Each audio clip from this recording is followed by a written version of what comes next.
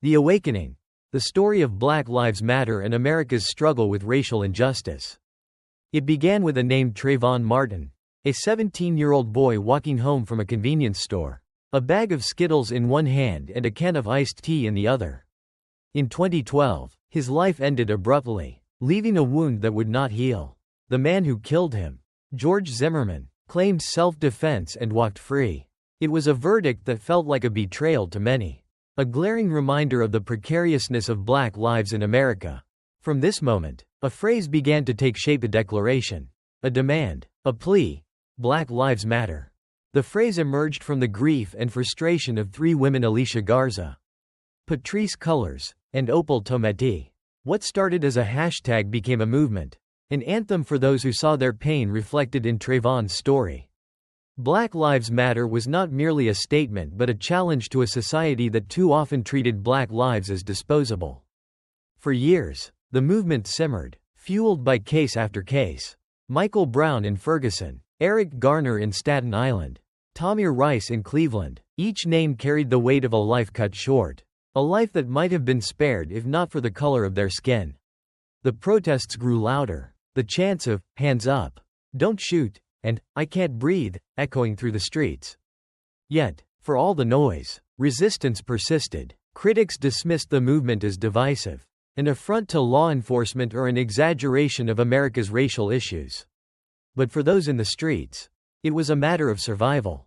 Black Lives Matter was not about undermining others. It was about affirming their humanity in a world that so often denied it.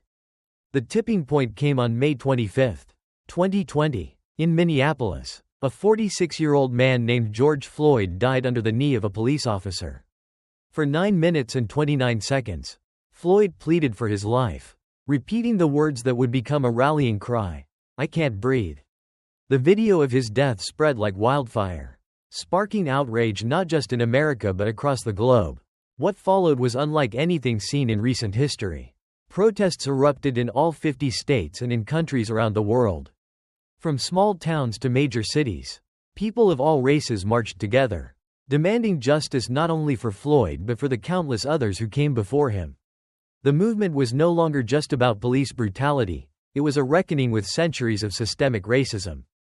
But even as millions took to the streets, the movement faced backlash. Images of burning buildings and looted stores dominated news coverage, overshadowing the peaceful protests that made up the vast majority of the demonstrations. Politicians and pundits painted Black Lives Matter as a threat to law and order, framing the protesters as agitators rather than advocates for change. The narrative was complicated, as most truths are. There were those who sought to exploit the unrest for their own ends.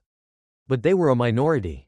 For the movement's core, the protests were a desperate cry for accountability, a demand to be seen and heard in a system that had long ignored their voices. For older Americans, the images of 2020 may have felt like déjà vu, a reminder of the civil rights battles of the 1960s. The marches, the sit-ins, the speeches of leaders like Martin Luther King Jr. and John Lewis were etched into their memories. Yet, the persistence of these issues decades later raised uncomfortable questions. Had anything really changed? How could a nation that elected a Black president still grapple with such deep racial divides? The answer lies in the complexities of systemic racism. It is not just about individual acts of prejudice but about the structures that sustain inequality. From redlining in housing to disparities in education and healthcare, these systems have roots that run deep. Black Lives Matter sought to confront these issues. But the resistance was formidable. Many Americans were reluctant to acknowledge the existence of systemic racism, viewing it as an indictment of their own values or experiences. Others saw the movement as an attack on law enforcement, despite its calls for accountability rather than abolition. The tension between these perspectives created a national schism, with Black Lives Matter at the center of the storm. Yet, the movement achieved significant victories. The conviction of Derek Chauvin, the officer who killed George Floyd, was seen as a rare moment of accountability in a system that often shielded police from consequences. Statues of Confederate leaders were removed. Schools and institutions reconsidered their curricula, and corporations pledged to address racial disparities within their ranks. But for many within the movement, these changes were only the beginning. They understood that true progress required more than symbolic gestures. It required dismantling the systems that perpetuate inequality and rebuilding them with equity in mind. For older generations, Black Lives Matter represents both hope and frustration. It is a reminder of how far the nation has come and how far it still has to go. The movement challenges the notion that the civil rights battles of the past are relics of history, instead highlighting their ongoing relevance. As they reflect on the events of the past decade, older Americans may find parallels with their own experiences, moments of triumph and despair, unity and division. They may also find hope in the younger generations, whose activism and determination mirror the struggles of their youth. Black Lives Matter is not just a movement, it is a mirror held up to America. It forces the nation to confront its ideals and its realities, its promises and its failures. It asks difficult questions and demands uncomfortable answers.